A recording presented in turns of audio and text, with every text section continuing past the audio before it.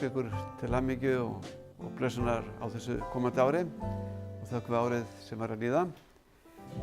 Ég ætla að lesa hérna ritningarstað. Í dag þá ætlar bróðir Eiríkur Magnússon að tala til okkar Guðs orð, en ég ætla að lesa hérna smá ritningarstað sem að ég fann núna í vikunni, sem að pompað upp og er til mikillar blessunar.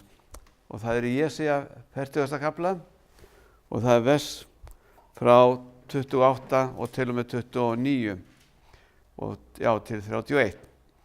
Það segir svo, veist þú ekki, hefur þú ekki heyrt, Drottinn er eilífur Guð, skapað hefur endimörk jarðarinnar, hann þreytist ekki, hann lýgist ekki, speki hans er órannsakaleg. Hann veitir kraft hinum þreytta og gnóan styrk hinum þróttlausa. Ungi menn þreytast og lýjast og æskumenn hníga, en þeir sem vona á Drottinn fá nýjan kraft, þeir fljúga upp á vængjunum, sem ernir, þeir hlaupa og lýjast ekki, þeir ganga og þreytast ekki. Þetta er mjög gott orð. Og það er einmitt þetta að Drottinn hann lýjast ekki og við sem við sett traust okkur á hann, að við fáum nógan styrk og höfum allt til þarf. Oft á göngunum með Guði þá er ekki alltaf auðvelt, því að Jesús sagði vegurinn er þröngur og mót streymi oft og ekki koma allir hlutir á silfurfati og lífið er ekki alltaf auðvelt. En þegar við setjum traust okkar á Drottinn, leitum hans, að þá gefur hann okkur kraft og styrk. Og það er einmitt þetta, þessi loforð sem hann hefur gefið og þetta sem við fáum að lifa í, að það er hans kraftur og blessun. Ég þakka Guði fyrir það sem að komið er, þakka Guði fyrir að baki okkur meir en 20 ár, sent orð Guðs til Íslands dag og nótt og fólk allstað fær tækifæri til þess að heyra orð Guðs og margir hafa eignast lifandi trú á Jesúm Krist, margir hafa fengið lækningu og margir hafa fengið uppörfun og hvatningu. Það er það sem er svo mikilvægast af öllu, það við fáum hvatningu og styrk og stuðning. Vinir, ég ætla ekki að hafa þetta lengra núna, en bróðir Eiríkur Magnússon, hann kemur og talar til okkar Guðs orð og við skulum vænta þess að fá gott og uppbyggilegt orð. Megi Guð blessi ykkur ríkulega, vinir, í Jesú nafni. Sælir vinir, ég heilsa ykkur í Jesú nafni. Á nýju ári þá er alltaf gott að fara aðeins yfir stöðuna og læra því sem að baki er. En við megum ekki festast í hinu liðna, heldur horfa fram á veginn á göngunni með Drottni. Og Guð er að starfa og hann er að undirbúa síðari komu Drottins. Og það segir í Galatabréfinu 4. kafla fyrri komu Drottins, en þegar fylling tímans kom, þá sendi Guð son sinn. Að senda hann í þennan heim. Og við sjáum að Guð undirbjó komu Drottins. Hann reisti til dæmis upp heilt heimsveldi sem var Rómaveldi. Rómverjar þeir sáu að halda upp í lögum og reglu, þeir lögðu vegi þvert og endilangt ríkið og svo framvegis. Tilvera Rómaveldis á sínum tíma var eitt af þeim atriðum sem gerði það að verkum að kristnin náði að breiðast út til landanna umhverfis Miðjarðarhaf. Og Rómaveldi það leið undir lok þegar kristnin hafði náð að breiðast út. Þannig að fyrri koma Jesú, hún átti sér stað þegar allt var tilbúið. Guð hafði undirbúið heiminn fyrir komu hans. Og við getum því gert ráð fyrir því að það sama verði upp á teningnum varðandi seinni komu hans. Drottinn, hann kemur í fyllingu tímans þegar allt er tilbúið. Það er alveg ljóst. Og til hvers kemur Drottinn aftur hingað? Jú, Biblían segir okkur að hann kemur til að stofna ríki hér á jörðinni. Guðs ríkið. Það er stundum kallað 1000 ára ríkið. En áður en af því verður, þá þarf heimurinn að ganga í gegnum erfiða tíma. Við getum lesið það í Mattheusarguðspjalli 24. kafla. Þar segir, Jesús svaraði þeim, varist að láta nokkurn leiða yður í villu, margir munu koma í mínu nafni og segja, ég er Kristur, og marga munu þeir leiða í villu.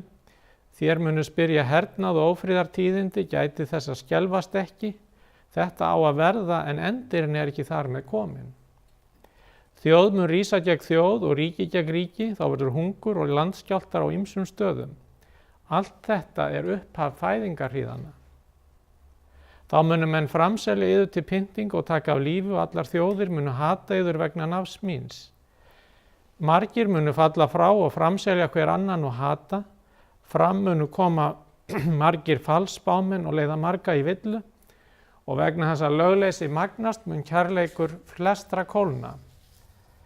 En sá sem staðfastur er allt til enda mun hólpinn verða og þetta fagnareyrindi ríkið verður predikað alla heimsbyggðina, öllum þjóðum til vitnisburðar og þá mun endirinn koma.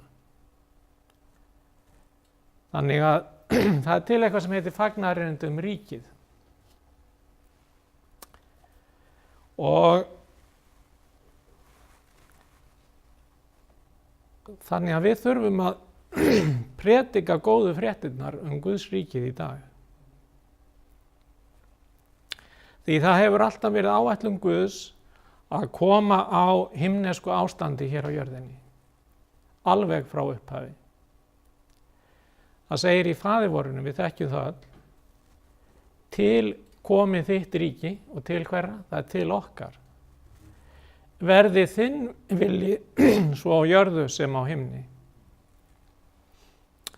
Og ef Guð segist ætla að gera eitthvað, þá mun hann standa við það. Guð ætlar að endurreisa ástand jarðarinnar aftur til þess sem var í aldingarðinum í Eden.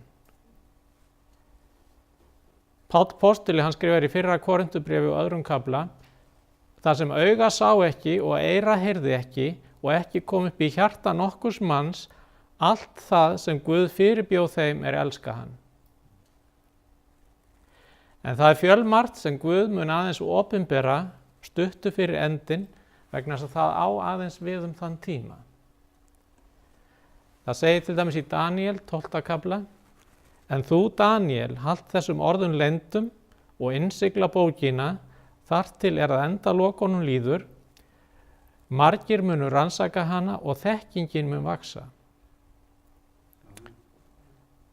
Þannig að það er að koma algjörlega nýr tími í heiminum. Og við stöndum þá á þröskuldi nýrrar aldar. Þegar núverandi tímaskeið það rennur á enda. Og það segir í Offberbókinni 10. kafla, og engillinn sem ég sá standa á hafinu og á jörðinni hóf upp hægri hönd sína til himins og sór við þann sem lifir aldir alda, þann sem himinin skóp og það sem í honum er, jörðina og það sem á henni er og hafið og það sem í því er. Engin frestur skal lengur gefin verða. En þegar kemur að rödd 7. engilsins og hann fer að básúna, mun framkoma leyndardómur Guðs eins og hann hafði boðað þjónum sínum spámennunum. Og tími þessarar aldar, hann er að renna út. 7. dagurinn er að verða búinn. Og 7. dagurinn sem Guð ætlaði að eyða með manninum í Eden forðum daga, hann fer að hefjast. Og engillinn hann lýsti því yfir að tíminn væri búinn. En framundan þá er lokabarátta og þessi kynslóð, hún þarf að átta sig á því fyrir hverju verið er að berjast. Hún þarf að hafa það á hreinu það sem framundan að það er stórkostlegt og það er baráttuna virði og miklu meir en það. Þannig að þið gerið ykkur ef til vill ekki grein fyrir því, en þið eru forréttinda kynslóð. Þessi kynslóð hefur fengið þau forréttindi að berjast með Drottni og frelsa jörðina úr greipum óvinarins. Það segir í Jesaja kafla 60: Stattu upp, skín þú, því að ljós þitt kemur og dýr Drottins rennur upp yfir þér. Sjá, myrkur grúfir yfir jörðinni og sorti yfir þjóðunum, en yfir þér upp rennur Drottinn og dýrð hans birtist yfir þér. Og þau vopn sem verður barist með fyrir Guðs ríkið, það eru kærleikur, það er yfirnáttúrulega lækning og það er góðu fréttirnar, fagnaðarerindið ríkið. En Biblían segir okkur að þjóð muni rísa gegn þjóð og Guð, hann mun prófa þjóðirnar. Og við sjáum í ritningunni líka að þær munu flestar falla á prófinu og fara gegn Ísrael, en það er eitthvað sem við erum ekki komin alveg inn í ennþá. Og það segir í Jesaja 27. kafla: Þegar dómar þínir birtast á jörðu, þá læra byggjendur jarðríkis réttlæti. Kærleikur Guðs er nefnilega miklu meiri en við fáum skilið. Og það er kærleikur Guðs sem veldur því að þjóðirnar þurfa að ganga í gegnum margvíslega erfiðleika, því annars myndu menn ekkert snúa sér til Drottins. Og það má vera að við munum sjá veldi Antikrist rísa upp, ritningin segir okkur það. En ég trúi því að þeir sem tilheyra Drottni raunverulega, að þeir verði teknir burtu áður en lokakaflinn hefst, þegar reiði Guðs hellist yfir jörðina. Því það segir í fyrra Þessalóningubréfi, 5. kafla: Guð hefur ekki ætlað oss til að verða reiðina bráð, heldur til að öðlast sáluhjálp fyrir Drottinn vorn Jesú Krist. En aðeins framar þá segir: En því að það segjum við yður, og það er orð Drottins, að vér sem verðum eftir á lífi við komu Drottins munum alls ekki fyrri verða en hinir sofnuðu. Því að sjálfur Drottinn mun stíga niður á himni með kalli, með höfuðengilsraust og með básúnu Guðs, og þeir sem dánir í trú á Krist munu fyrst upp rísa. Síðan munum vér sem eftir lifum verða ásamt þeim hrifnir burt í skýjum til fundar við Drottinn í loftinu, og síðan munum vér vera með Drottni alla tíma. En undir lokin, þegar reiði Guðs verður úthellt, þá verður öllu umturnað hér á jörðinni. Og hér verður ólýsanleg eyðilegging. Og menn spyrja, af hverju gerir Guð það? Og ástæðan fyrir því er sú að siðspillingin sem hefur fest sig í sessi og einkum í borgunum, hún getur ekki farið yfir í 1000-áraríkið. Guð mun fjarlægja hana fyrst.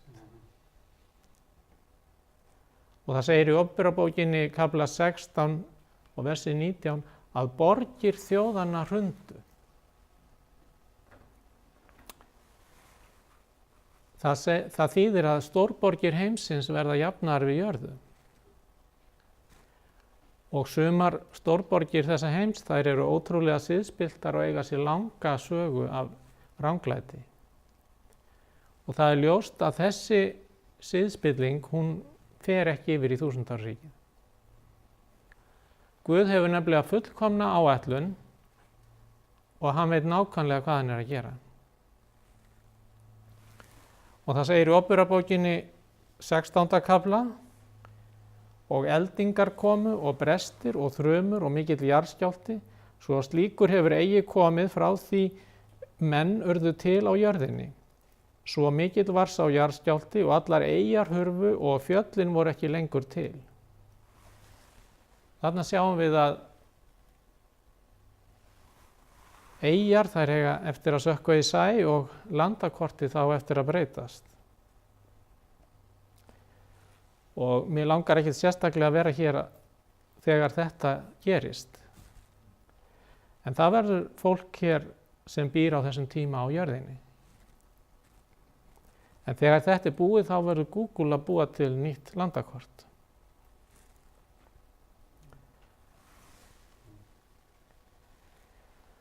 Og þegar þessu er öllu lokið þá segir í Óperubókinni 19. kafla: þá sá ég himinin opinn og sjá hvítur hestur, sá sem á honum sat heitir trúr og sannur, hann dæmir og berst með réttvísi. Augu hans eru sem eldslagi og á höfði hans eru mörg ennistjást. Og hann ber nafn rita sem enginn þekkir nema hann sjálfur. Hann er skrýddur skikkju, blóði drifinni og nafn hans er orðið Guðs.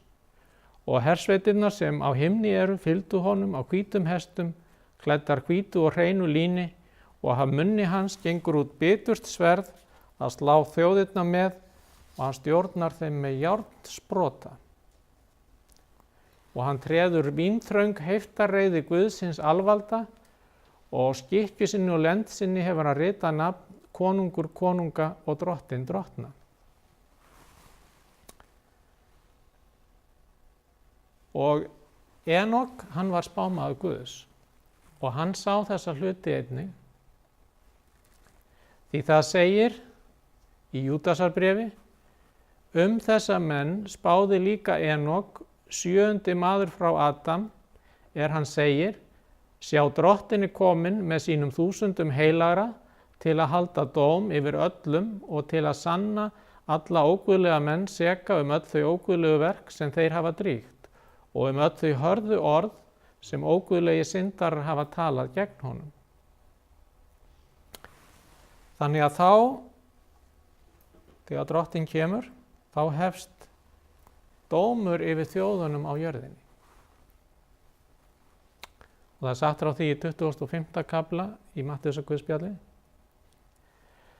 þegar mannsonurinn kemur í dýrð sinni og allir englar með honum, þá mun hann sitja í dýrðarhásæti sínu. Allar þjóðir munu safnast frammi fyrir honum og hann mun skilja hvern frá öðrum. Eins og hirðir skilur sauði frá höfrum. Sauðunum skipar hann sér til hægri handar en höfrunum til vinstri. Þannig sjáum við að þjóðunum verður að lokum skipt í 2 flokka. Það verða geitaþjóðir og sauðaþjóðir. Og nú þegar í dag er hafinn sá ferill sem ræður því að lokum í hvorum flokknum hver þjóð lendir.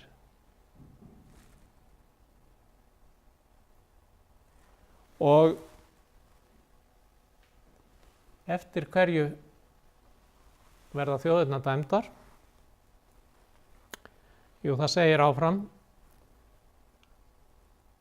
og þá mun konungurinn segja við þá til hægri: komið þér hinir blessuðu föður míns og takið að erð ríki sem yður var búið frá grundvöllum heims. Því hungraður var ég og þér gáfu mér að eta, þyrstur var ég og þér gáfu mér að drekka, gestur var ég og þér hýstu mig, nakinn og þér klæddu mig, sjúkur og þér vitjuðu mín, og í fangelsi var ég og þér komu til mín. Og síðan heldur áfram og fólki spyr: Herra, hvenær sáum við þig hungraðan og gáfum þér að eta, eða þyrstan og gáfum þér að drekka? En þá mun konungurinn svara þeim: sannlega segi ég yður, allt það sem þér gjörðuð einum minna minnstu bræðra, það hafið þér gjört mér. Þarna talar Jesús það að þeir sem hjálpuðu bræðrum hans, þeir eru í góðum málum en hinir ekki. Og hverjir eru bræður Jesú? Hann segir frá því í Markúsarguðspjalli: hver sem gjörir vilja Guðs, sá er bróðir minn, systir og móðir. Þeir eru sannir Ísraelítar sem gera vilja Guðs. Og þegar þessum er lokið, þá hefst hreinsunarstarf á jörðinni. Því að þá hefur átt sér gríðarleg eyðilegging stað. Bæði náttúruhamfarir og stríðsátök hafa valdið gríðarlegum skemmdum á jörðinni. Og þjóðirnar sem komast af, þeim verður fengið það verkefni að hreinsa til og byggja upp nauðsynleg mannvirki. En það verða 2 hópar af fólki í 1000 ára ríkinu. Annars vegar venjulegt fólk sem lifði af þrengingarnar og hins vegar það fólk sem gekk með Guði í gegnum aldirnar og mætir hér á jörðu í upprisu líkama. Og þeir sem eru í upprisu líkama, þeir munu stjórna fyrir hönd Drottins og hafa yfirumsjón með endurbyggingunni á jörðinni. Og við lásum það áðan að þjóðirna mun ekki komast upp með neitt múður því að Drottinn mun stjórna þeim með járnsprota. Og í Opinberabókinni 20. kafla á versi 1 segir: nú sá ég engil stíga niður af himni. Hann hélt á lykli undirdjúpsins og stórum fjötri í hendi sér. Og hann tók drekann, þann gamla höggorm sem er djöfull og Satan, og batt hann 1000 ár. Hann kastaði honum í undirdjúpið og læsti og setti innsigli yfir, svo hann leiddi ekki framar þjóðirnar afvega. Allt til þess er fullnuðust 1000 árin. Og við eigum bara virkilega erfitt með að ímynda okkur hvernig staðan verður á jörðinni þegar það eru engir illir andar, engar freistingar óvinarins. En þetta er það sem er vel þess virði að berjast fyrir. Og það er orðið áliðið. Jesús segir í Lúkasarguðspjalli 21. kafla að þessi kynslóð mun ekki líða undir lok uns allt er komið fram. Vakið því allar stundir og biðjið að þér megið umflýja allt þetta sem koma á og standast frammi fyrir mannsinum. Þannig að við megum ekki taka því sem er á leiðinni af tómlæti eða léttúð. Drottinn hann hvetur okkur til þess að vera vakandi og biðjandi og biðja þess að við mættum lifa sigrandi lífi á þeim tímum sem eru framundan. Áður en Guð eyddi Sódómu og Gómoru, þá varaði hann fólki við.